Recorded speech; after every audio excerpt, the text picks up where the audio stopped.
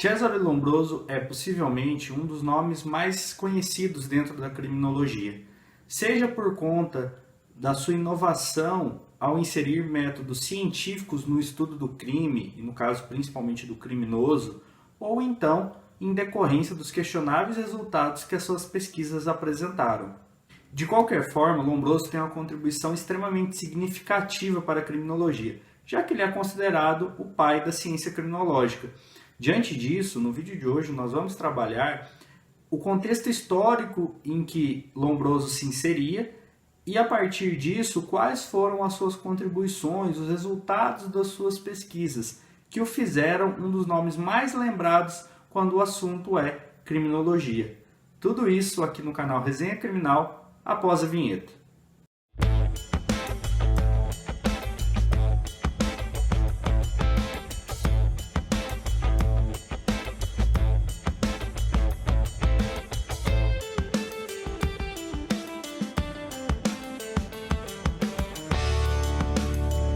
Olá, sejam bem-vindos a mais um vídeo. Meu nome é João Ricardo dos Santos e hoje nós daremos então continuidade à série sobre criminologia que nós iniciamos aqui no canal. Se você ainda não conferiu os dois primeiros episódios, em que eu falo sobre o surgimento da ciência criminológica e dou algumas indicações de livros para você iniciar o estudo na criminologia, tem um card aparecendo aqui em cima com a playlist dos vídeos. A partir de agora, especificamente a partir desse vídeo, nós vamos tratar especificamente sobre os autores, sobre as escolas, as teorias criminológicas. E não poderia ser diferente, o primeiro deles, Cesare Lombroso, um dos principais nomes quando o assunto é criminologia, seja pelos seus questionáveis resultados apresentados ou pela inovação de suas pesquisas.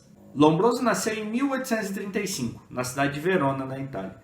Extremamente inteligente, um prodígio em sua época, ele ingressou na Universidade de Pavia aos 18 anos para cursar medicina. Contextualmente, esse período vivido por Lombroso, seu início nos estudos e a sua admissão na universidade para cursar medicina, as ciências sociais, como a antropologia, a psiquiatria, a psicologia, elas estavam em pleno desenvolvimento e a todo vapor nas suas pesquisas. Em 1858, então, Lombroso ele conclui o curso de medicina e ele se voluntaria no exército italiano. E a partir dos estudos, comparando os soldados italianos, que na concepção dele eram um padrão de homens normais, ele os compara aos criminosos, aos indivíduos que estavam presentes no sistema carcerário italiano. Naquela mesma época, em 1859, é lançado um livro que serviria de base para Lombroso, que o influenciaria diretamente, A Origem das Espécies, de Charles Darwin. Leitor assíduo de Darwin, Lombroso se pauta na teoria da evolução, para defender que os criminosos seriam seres menos desenvolvidos. Lombroso busca entender, então, o problema da delinquência, afastando a análise do fato concreto, do ato praticado, e transportando para a análise do criminoso, se pautando em questões relacionadas à psiquiatria ou então à anatomia. Ele é claramente contrário à filosofia naturalista, que se pautava no livre-arbítrio. Dessa forma, Lombroso entendia que havia um determinismo nos criminosos, ou seja, por eles serem menos desenvolvidos, este era o motivo pela qual eles cometiam crimes. E se o problema estava no criminoso, Lombroso passou a investigar quais características físicas ou psicológicas diferenciavam os delinquentes das chamadas pessoas comuns. Durante seus estudos, Lombroso conclui que o crime é produto de um defeito do sujeito. Assim, o indivíduo não se tornava criminoso, ele nascia criminoso. Estes defeitos, então, poderiam ser verificados a partir da análise psicológica e física daqueles indivíduos que integravam o sistema carcerário, estabelecendo uma direta relação com a teoria darwinista. Os resultados das pesquisas de Lombroso foram publicados em 1876, naquela obra que viria a ser a pedra fundante da criminologia, O Homem Delinquente.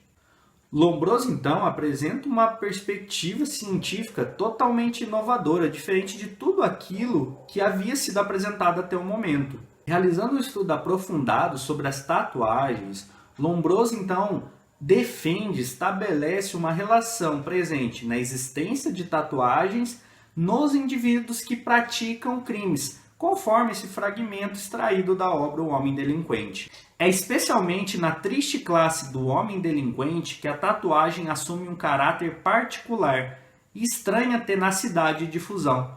Vimos já como atualmente na milícia os detentos apresentam uma frequência 8 vezes maior de tatuagens do soldado livre. A observação torna-se tão comum que um destes, solicitado por mim porque não tinha tatuagem, respondeu-me, porque são coisas que fazem os condenados. Soube por um ilustre médico militar como os tatuados se consideram, a priori, como maus militares. Nesse ponto, então, é facilmente perceptível a relação, a comparação que Lombroso estabeleceu dos soldados italianos com os criminosos, estabelecendo, então, como características presentes nos criminosos exemplos como mandíbulas volumosas, assimetria facial, orelhas desiguais e a falta de barba nos homens, bem como características psicológicas como a insensibilidade à dor, vaidade excessiva e preguiça. Lombroso então imaginava que o seu método de investigação seria capaz de apresentar, de identificar aqueles que são e que viriam a ser criminosos, sem afastar a relevância dos estudos de Lombroso, já que representou uma mudança, um avanço extremamente relevante no estudo do crime, já que ele inseriu métodos e técnicas de investigação científicos. Não é possível nós afastarmos o fato de que a metodologia de Lombroso tinha diversas lacunas, diversos problemas que o autor não foi capaz de identificar.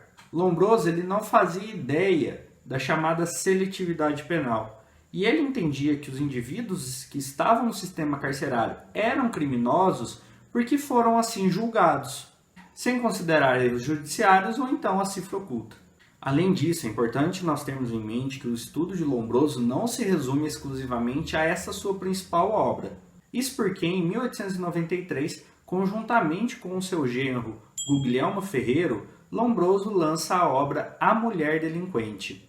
É perceptível a volta às ideias inquisitoriais, já que os autores defendem uma suposta inferioridade feminina, inclusive para o cometimento de delitos. Para eles, então, a mulher ocupava uma posição inferior na escala evolutiva, tal como o homem atávico. Porém, estes defeitos seriam neutralizados a partir de algumas características presentes, segundo eles, nas mulheres, tal como a questão da maternidade, a piedade e até mesmo a infantilidade. Em suma, as poucas mulheres que cometiam crimes se pareciam em muito com os homens. Chegando ao final desse vídeo, eu chamo a atenção justamente para o seu título, onde eu inseri propositalmente um questionamento. A teoria do pai da criminologia permanece viva? Infelizmente, e sem titubear, nós podemos dizer que sim.